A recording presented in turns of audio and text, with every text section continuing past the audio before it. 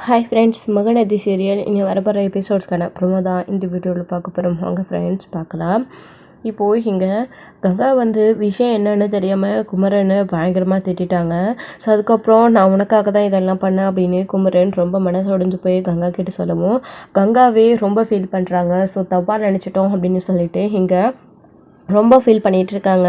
சரி, டைம் ஆகுது, வந்துருக்கவங்க முன்னாடி அசிங்கப்படக்கூடாது அப்படின்றதுக்காக முதல்ல வளகாப்பு நடத்தலாம் அப்படின்னு சொல்லிட்டு மாலையை மாற்றிக்கிட்டு உட்காந்து நலங்கு வைக்கிறாங்க, வளகாப்பு பண்ணுறாங்க. ஸோ வந்திருக்கிறவங்க எல்லாரும் நலங்கு வச்சு வாழ்த்துறாங்க. ஸோ அதே மாதிரி தான் எங்கள் வீட்டில் எல்லாருமே விஜய், குமரன், நிவின் மொத்த பேருமே கங்காவுக்கு நலங்கு வச்சு வளையல் போட்டு விடுறாங்க. ஸோ அவ்வளோ சந்தோஷப்படுறாங்க கங்கா. நம்ம எப்படியெல்லாம் நினச்சோமோ ஆசைப்பட்டோமோ நம்மளுடைய வளகாப்பு நடக்கணும் அப்படின்னு அந்த மாதிரி குமரன் மாமா செஞ்சுருக்காரு. நாம் தான் கொஞ்சம் கூட புரிஞ்சுக்காமல் அவர் தப்பாக நினச்சிரும் அப்படின்னு இப்போ தான் ஃபீல் பண்ண ஆரம்பிக்கிறாங்க நம்ம கங்கா இருந்துக்கிட்டு. ஸோ அதுக்கப்புறம் சாந்தி பயங்கர கோவத்தில் இருக்காங்க. ஸோ நலங்கு வச்சு முடிச்சதுக்கப்புறமா ஸோ எல்லோரும் சாப்பிட்டுக்கிட்டு இருக்காங்க. சரி எல்லோரும் வாங்க உட்காருங்க சாப்பிடுங்க அப்படின்னு வந்திருக்கிறவங்க எல்லோரும் கவனிச்சிட்ருக்காங்க. இவங்க நிவின், குமரன் இவங்க வீட்டில் எல்லாருமே அப்போ தான் இந்த சாந்திக்கு பயங்கர கோவம் வருது.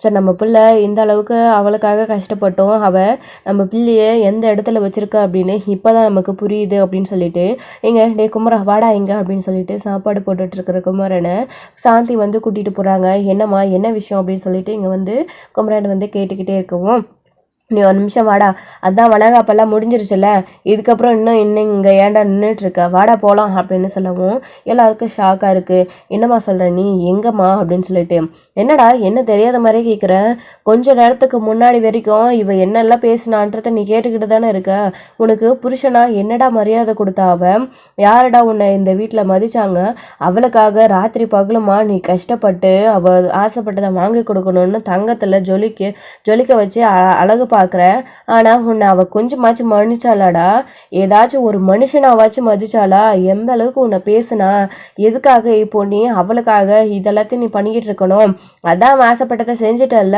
உன்னை எந்த அளவுக்கு வச்சிருக்கான்னு அவள் தெரிஞ்சிருச்சுல, இதுக்கப்புறம் எதுக்கு தேவையில்லாமல் நீங்கள் இருந்துக்கிட்டு நடுடா போகலாம் நம்ம வீட்டுக்கு, என் பிள்ளை அசிங்கப்படுறத என்னால் பார்த்துக்கிட்டு அமைதியாக இருக்க முடியாது, இதுக்கு மேலேயும் இந்த வீட்டில் நீ அவளுக்காக கஷ்டப்பட்டு அப்படியெல்லாம் கஷ்டப்பட்டு சம்பாதிச்சு கொட்டி அவகிட்ட திட்டு வாங்க வேண்டாம் அவசியம் உனக்கு இல்லடா, நீ வாடா நம்ம போகலாம், பெத்த வயிறு பற்றிக்கிட்டு எருதுடா, நீ பகலாக தூங்காமல் இப்படியெல்லாம் வேலை செஞ்சுருக்கான்னு நினச்சா உன்னை நான் எப்படியெல்லாம் கஷ்டப்பட்டு வளர்த்தேன், வாடா நம்ம வீட்டுக்கு போகலாம், ராஜா மாதிரி இருக்கலாம், தயவு செஞ்சு தாராளமாக உங்கள் பிள்ளையை கூட்டிகிட்டு போங்கன்னு கும்பிடு போட்டா இல்லை, நான் கூட்டிகிட்டு போகிறேன், உனக்கு இவ்வளோ விட நல்ல ஒரு பணக்கார பொண்ணான்னு பார்த்து நான் கல்யாணம் பண்ணி வைக்கிறேன், இந்த மாதிரி திமிர் பிடிச்சவளா இல்லாமா அப்படின்னு சாந்தி பயங்கர கோவப்பட்டு குமரனை கூட்டுக்கிட்டு இருக்கவும் வீட்டில் இருக்கவங்க எல்லாருக்கும் ஷாக் ஆகுது.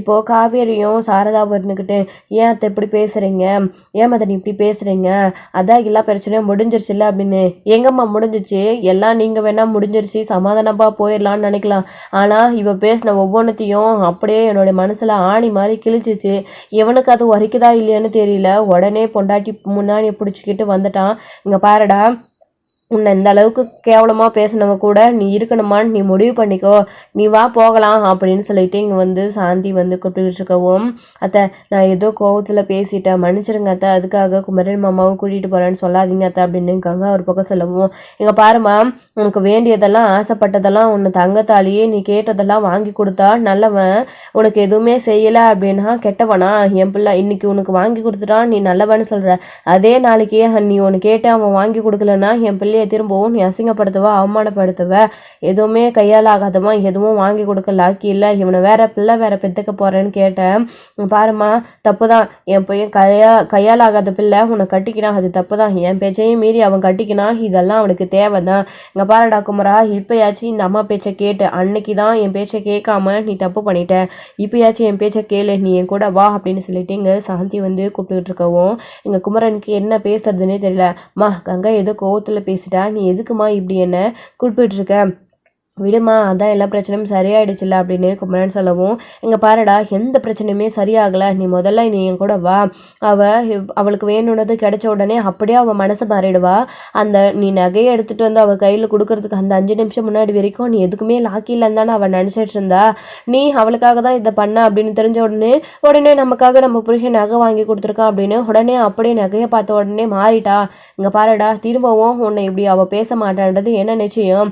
இந்த அளவுக்கு உன்னை அவளுடைய மனசுல கேவலமா நினைச்சிருக்கா அப்படின்றது இன்னைக்கு தான் அவளுடைய மனசுல இருந்து வெளியில வந்திருக்கு, நம்ம எல்லாருக்கும் தெரிஞ்சிருக்கு. இதுக்கு மேலேயும் நீ அவமானப்பட வேணாத்த குமரா, நீ வாடா நம்ம போயிடலாம். நான் ஆரம்பத்திலே இந்த வீட்டில் உன்னை எல்லாரும் அடிமை மாதிரி நடத்துறாங்க, வேணாண்டா குமரான்னு உன்கிட்ட படிச்சு கூட்டிட்டு போய் அத்தனை தடவை சொன்னேன். நீ தான் என்னை அத்தை அப்படியெல்லாம் நடத்தலை, என்னை பிள்ளை மாதிரி வளர்த்தாங்க, என்னை பாசமாக பார்த்துக்கிறாங்க அப்படின்னு உன் அத்தையோட புராணம் பாடினேன். ஆனால் இன்னைக்கு உன் பொண்டாட்டி உன்னை எப்படி பேசினான்னு பார்த்தியா, உன் அத்தையால் ஏதாச்சும் பேச முடிஞ்சிச்சா அப்படின்னு சொல்லிட்டு இங்கே வந்து சாந்தி வந்து கோவப்பட்டு பேசிகிட்டு இருக்கவும், மாதிரி நான் குமரனுக்காக தானே அங்கேயும் நின்னேன், கங்காவை ஏன்டி இப்படி பேசுகிறேன்னு கேட்டுக்கிட்டு தானே ஏன் இப்படி பேசுகிறீங்க, நான் உண்மையிலேயே குமரன் என்னுடைய பிள்ளை மாதிரி தான் நான் வளர்த்த குமரனா அப்படின்னு சொல்லிட்டு இங்கே சொல்லிட்டு இருக்காங்க. அத்தை ஏதோ அக்கா கோவத்தில் மாமா கூட இல்லைன்றதுனால அப்படி பேசிட்டா, இனிமேல் அப்படிலாம் நடக்காத அத்தை, நான் பார்த்துக்கிறேன் அப்படின்னு சொல்லிட்டு காவேரி சொல்லவும், நீ பேசாத, நீ அமைதியாயிருமா அப்படின்னு சொல்லிட்டு பெரியவங்க விஷயத்தில் நீ தலையிடாத அப்படின்னு சொல்லிட்டு இங்கே சாந்தி வந்து சொல்லிடுறாங்க.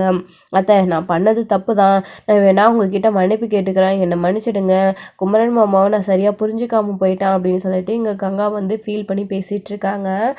பாருமா கங்கா பண்ண தப்ப உணர்ந்துட்டா, ஏமா அவளை இப்படி கஷ்டப்படுத்துகிற, அவள் ப்ரெக்னெண்ட்டாக இருக்கிற நேரத்தில் அவளை கஷ்டப்படுத்தக்கூடாதுன்னு உங்களுக்கு தெரியாதாம்மா அப்படின்னு சொல்லிட்டு இங்கே வந்து குமரன் வந்து திட்டிகிட்டு இருக்கவும், நீ எனக்கே பாடம் சொல்லி கொடுக்குறியாடா, தேவையில்லாமல் அவள் மேலே ரொம்ப ஓவராக பாசத்தை வைக்கிற நீ, ஒரு நாள் இல்லை ஒரு நாள் எதுவுமே இல்லை உன்கிட்ட அப்படின்னு கழுத்தை பிடிச்சி உன்னை வெளியே தள்ள போகிறாங்க, அன்னைக்கு தாண்டா உனக்கு தெரிய போகுது அப்படின்னு சொல்லிட்டு இங்கே வந்து சாந்தி வந்து சொல்லிட்டு இங்கே வந்து பயங்கர கோவப்பட்டு திட்டிக்கிட்டு இருக்காங்க.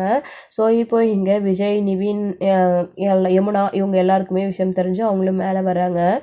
பிரச்சனை எல்லாம் முடிஞ்சிருச்சு இல்லை, ஏன் திரும்பவும் இந்த பிரச்சனையை பெருசாக்குறீங்க அப்படின்னு சொல்லிட்டு இருக்காங்க. இது பிரச்சனை முடியாது என்றைக்குமே, இவளுடைய மனசில் குமரன் எதுக்குமே கையாலாகாதவான்னு நினச்சிட்டு இருக்கா, அது என்றைக்குமே அவளுடைய மனசில் இருந்துக்கிட்டே தான் இருக்கும். அவள் கேட்ட வார்த்தை என் பிள்ளைக்கு என்றைக்குமே முள்ளு மாதிரி குத்திக்கிட்டே தான் இருக்கும். அது எல்லாத்தையும் மனசுகளை வச்சுக்கிட்டு தான் இவன் சகிச்சுக்கிட்டு இவகிட்ட வாழ்ந்தாகணும். கங்கா அன்னைக்கோ ஒரு நாள் எப்போவோ நம்மக்கிட்ட இப்படி பேசினா அப்படின்றத என் பிள்ளை மனசில் வச்சுக்கிட்டு என்றைக்குமே ஒவ்வொரு நாளும் அவளுக்காக எல்லாத்தையும் பண்ணணும்னு கஷ்டப்பட்டு செய்யணும்னு என் பிள்ளை ரொம்ப நொந்து போய் ஒவ்வொரு நாளும் எல்லா விஷயத்தையும் அவளுக்காக பார்த்து பண்ணிகிட்ருப்பா. என் பிள்ளைக்கு இந்த கஷ்டம் தேவையா அப்படின்னு சொல்லிட்டு இங்கே சாந்தி ஒரு பக்கம் பின்னாடிக்கு என்ன பிரச்சனை ஆகும் அப்படின்றத யோசிச்சு வந்து பேசிகிட்டு இருக்காங்க. அப்படியெல்லாம் நடக்காது அப்படின்னு சொல்லிட்டு வீட்டில் இருக்கவங்க எல்லாருமே சொல்லிகிட்டு இருக்காங்க. ஸோ இவங்களுடைய யார் பேச்சும் கேட்காம இங்கே சாந்தி வந்து குமரனை கூட்டிகிட்டு போயே தீருவான் அப்படின்னு சொல்லிட்டு இருக்காங்க. இப்போது நான் பண்ணது தப்பு தான் மாமா, என்னை மன்னிச்சிடுங்க, நான் ஏதோ தெரியாமல் அப்படி பண்ணிட்டேன், அத்தைக்கிட்ட சொல்லுங்கள், நான் பண்ணதுக்காக உங்ககிட்ட மன்னிப்பு கேட்குறேன் அப்படின்னு கங்கா வந்து குமரன் கிட்ட மன்னிப்பு கேட்குறாங்க. ஸோ இப்போ இங்கே வந்துட்டு இனிமேல் உனக்கு அம்மா இல்லைன்னு நினச்சிக்கூட, தங்கச்சியும் இல்லை அம்மாவும் இல்லை, நீ இனிமேல் யாரையும் பார்க்க வராத, இப்போது நான் அவ்வளோ சொல்லியும் அவள் தான் முக்கியம்னு சொல்லிட்டு நின்றுட்டல, அன்னைக்கு எல்லாரையும் மீறி கல்யாணம் பண்ணிக்கிட்டேன், இன்னைக்கு நான் கூப்பிட வராமல் கொஞ்சம் கூட உன்னை மதிக்காதவகிட்ட நீ இறங்கி போயிட்டு அவகிட்ட நீ மன்னிப்பு கேட்டுட்டு இருக்க. இதுக்கு மேலேயும் இங்கே இருந்தா என்னுடைய மரியாதை உன்னுடைய மரியாதை போனது இல்லாமல் என்னுடைய மரியாதையும் நீ போக வச்சிருவ.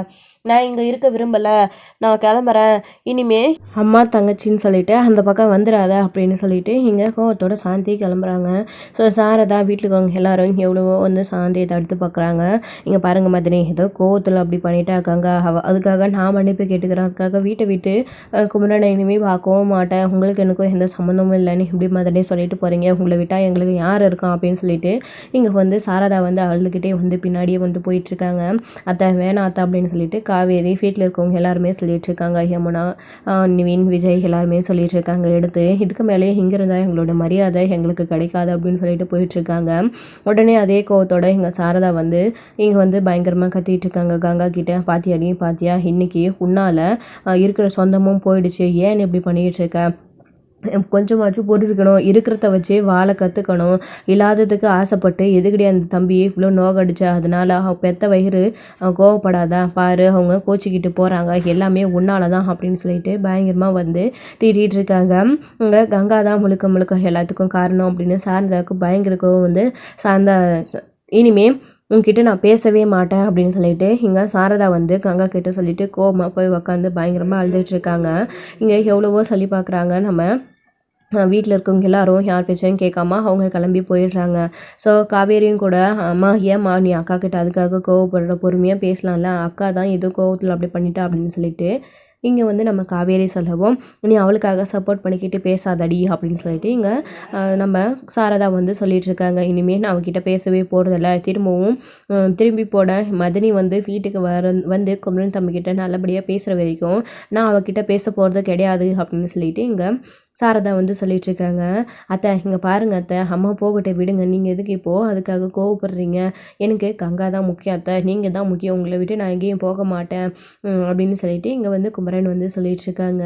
ஸோ இப்போது இங்கே காவேரிக்கு, விஜய்க்கு, நிவின்க்கு எல்லாருக்கும் குமரனை நினச்சா ரொம்ப பெருமையாக இருக்குது. அவங்க அவ்வளோ பேசியும் அவங்களுக்காக நீ அவ்வளோ கஷ்டப்பட்டு எல்லாத்தையும் பண்ணுற, உன்னை மாதிரி யாருமே இருக்க மாட்டாங்கண்ணே, உன்னை நினச்சா ரொம்ப பெருமையாக இருக்குண்ணா அப்படின்னு சொல்லிட்டு ரொம்ப சந்தோஷமாக குமரனை பற்றி வந்து பார்த்திங்க அப்படின்னா பேசிக்கிட்டு இருக்காங்க வீட்டில் எல்லாருமே. ஸோ இதோட இந்த எபிசோடு வந்து முடிச்சிருக்காங்க. அடுத்தடுத்த எபிசோடில் என்ன நடக்க போகுது, வீட்டில் நடக்கிற பிரச்சனைக்கெல்லாம் எப்படி ஒரு முடிவு கிடைக்க போகுது அப்படின்றத வெயிட் பண்ணி நெக்ஸ்ட் வீடியோவில் பார்க்கலாம். தேங்க்யூ. இந்த வீடியோ உங்களுக்கு பிடிச்சிருந்தா லைக் பண்ணுங்கள், ஷேர் பண்ணுங்கள், கமெண்ட் பண்ணுங்கள்.